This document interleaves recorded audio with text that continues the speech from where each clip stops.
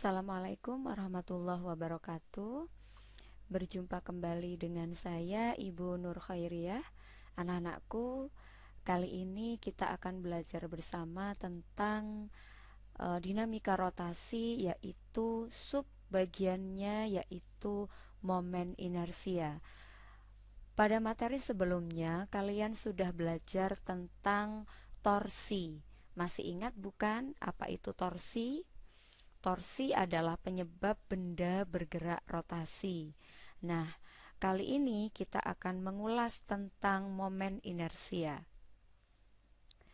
Masih ingatkah kalian apa itu inersia? Di kelas 10 kalian sudah belajar tentang inersia. Ya, inersia adalah kecenderungan benda untuk mempertahankan keadaannya, baik itu tetap diam ataupun bergerak.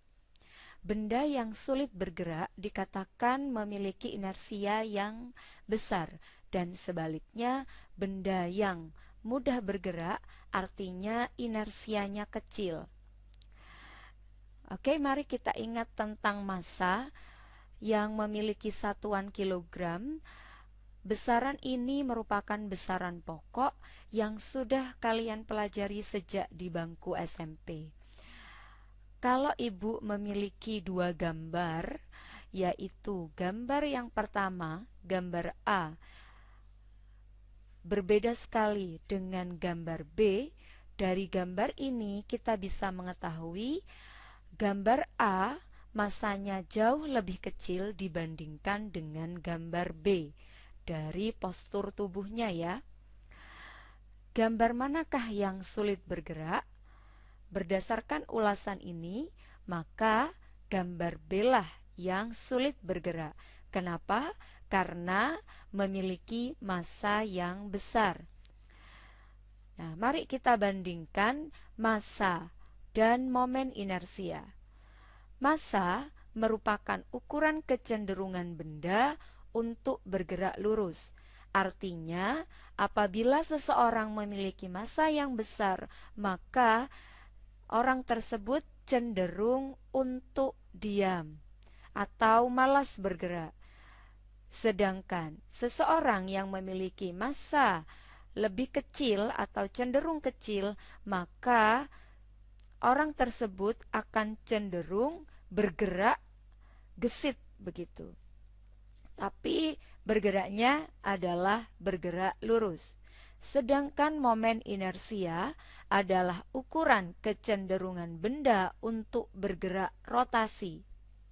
Massa dan momen inersia ini sangat mirip. Apa bedanya? Ya, bedanya adalah massa pada gerak lurus, sedangkan momen inersia pada gerak rotasi. Kedua besaran ini memiliki kemiripan, atau ibu bisa mengatakan analog, mirip tapi tidak sama. Sama-sama merupakan ukuran kecenderungan untuk bergerak, tetapi geraknya berbeda. Kalau massa geraknya gerak lurus, kalau momen inersia geraknya adalah gerak rotasi. Analog dengan massa, maka apabila suatu benda memiliki momen inersia yang besar, maka cenderung benda itu akan sulit bergerak. Sedangkan jika benda memiliki momen inersia yang kecil, maka benda tersebut akan mudah bergerak, yaitu bergerak rotasi. Apa saja sih yang mempengaruhi besarnya momen inersia? Oke, ada beberapa faktor yang mempengaruhi atau berpengaruh terhadap besar kecilnya momen inersia.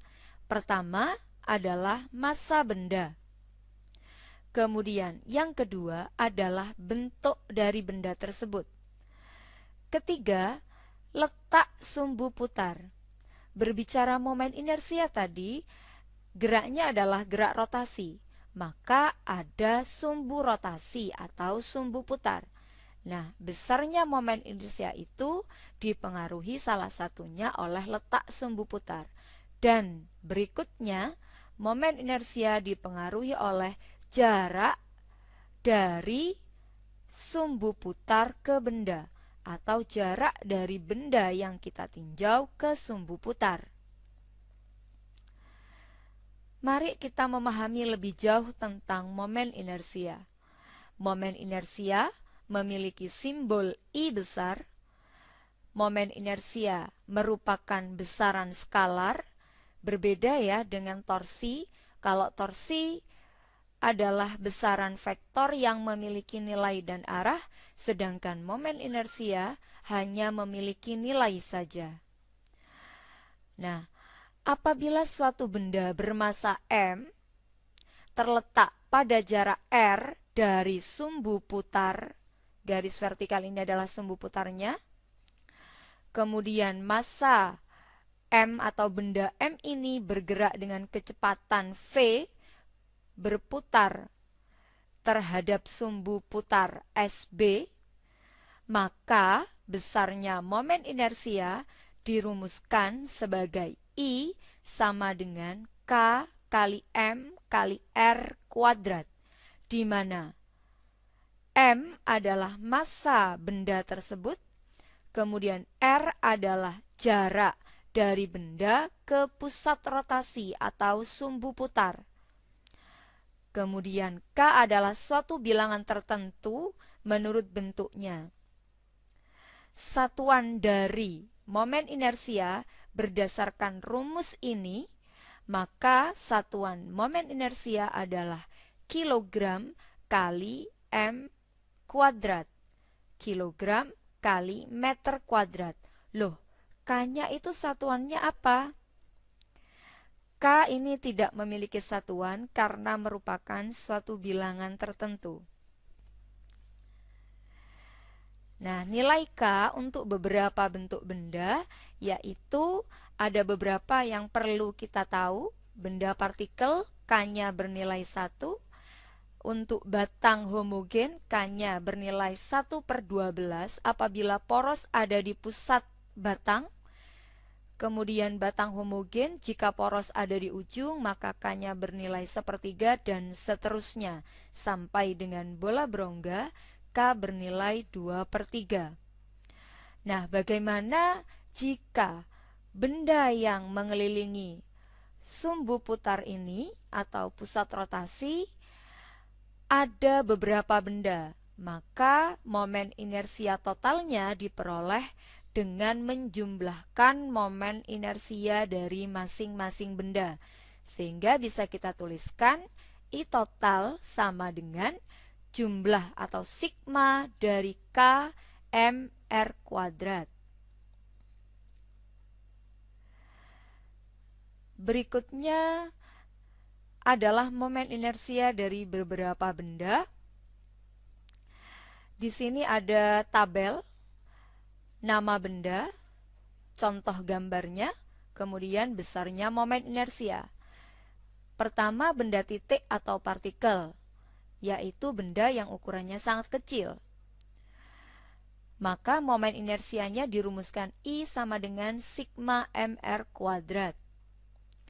Di sini K-nya tidak ada, karena untuk benda partikel K-nya bernilai 1.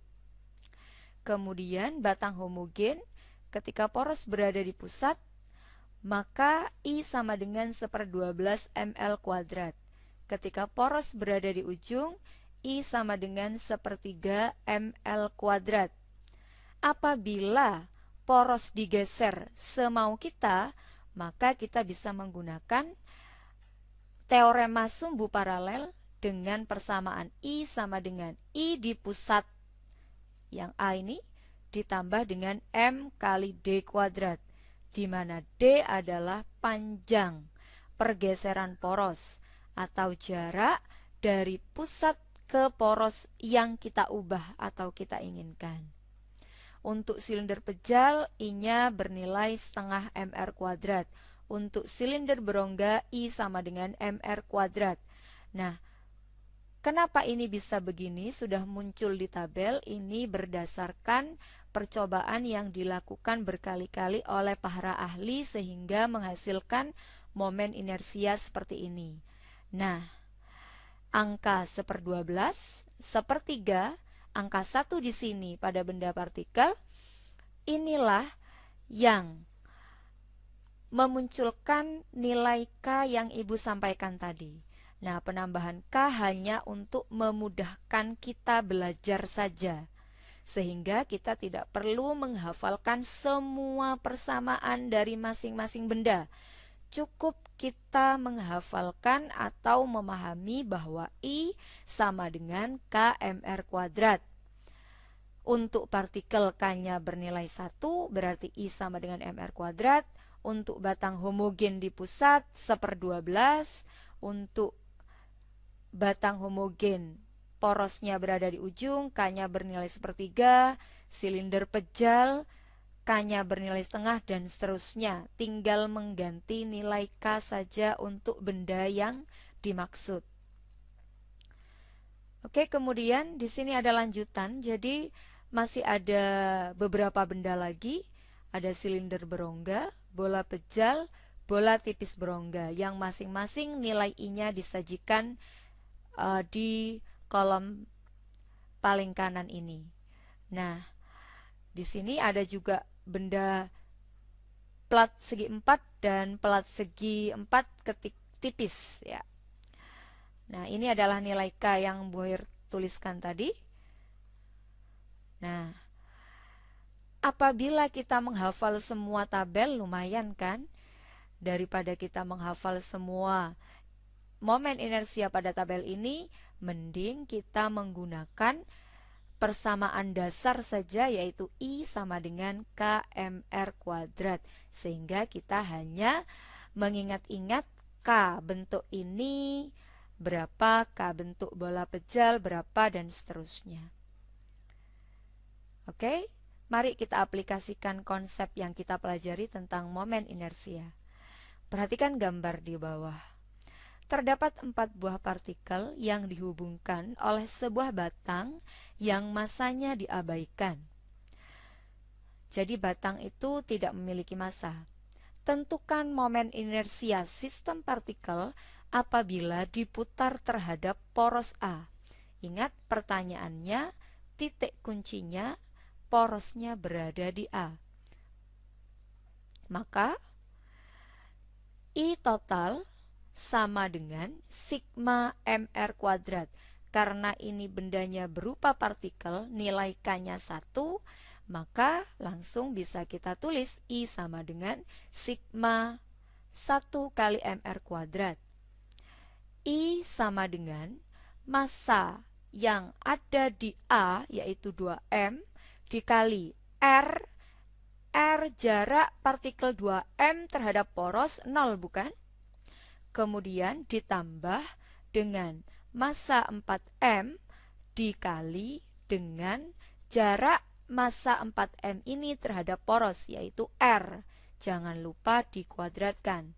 Ditambah massa M pada titik B dikali dengan jaraknya, yaitu 2R, karena R ditambah R, yaitu 2R, kemudian kita kuadratkan, ditambah dengan massa satu lagi, yaitu 2M yang berjarak 3R dari poros A. 3R dalam kurung kuadrat. Maka I sama dengan 0 kuadrat adalah 0 kali 2M, hasilnya 0, ditambah 4M kali R kuadrat, ditambah 2 kuadrat, yaitu 4 kali MR kuadrat, plus 3 kuadrat, yaitu 9, dikalikan 2, sama dengan 18 MR kuadrat. Sehingga diperoleh hasil momen inersia adalah 26 MR kuadrat. Kenapa Ibu tidak menuliskan satuan di sini? Karena nilai M dan R masih belum diketahui angka, sehingga M ini satuannya kilogram, R satuannya meter. Nah, apabila semuanya angka, jangan lupa ketika hasil akhir diperoleh, sertakan dengan satuan, yaitu kilogram meter kuadrat. Oke anak-anakku, mudah bukan? Nah, ingat, Momen inersia merupakan besaran skalar yang hanya memiliki nilai saja tanpa memiliki arah, sehingga momen inersia tidak pernah bernilai negatif. Oke, terima kasih. Semoga bermanfaat. Sampai ketemu dengan pembelajaran berikutnya. Assalamualaikum warahmatullahi wabarakatuh.